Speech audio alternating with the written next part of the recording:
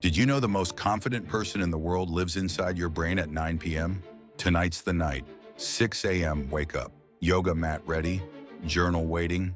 Overnight oats prepped. Workout clothes perfectly laid out. I am unstoppable. 6 a.m. arrives. Just 5 more minutes. 5 minutes becomes 20. 20 becomes an hour. Now I'm brushing my teeth while hopping into yesterday's jeans. Spilling coffee down my clean shirt. Grabbing a sad granola bar because those beautiful overnight oats are still sitting in the fridge. Running to my car like I'm being chased. Sitting in traffic, mascara half done, coffee stained and defeated. But wait, 9 p.m. brain is back. Tomorrow I'm waking up at 5:30 a.m., extra early this time. I'll meal prep tonight. Set 3 alarms. Put my phone across the room.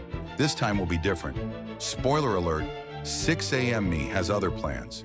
The eternal battle between who we want to be and who we actually are at 6 in the morning.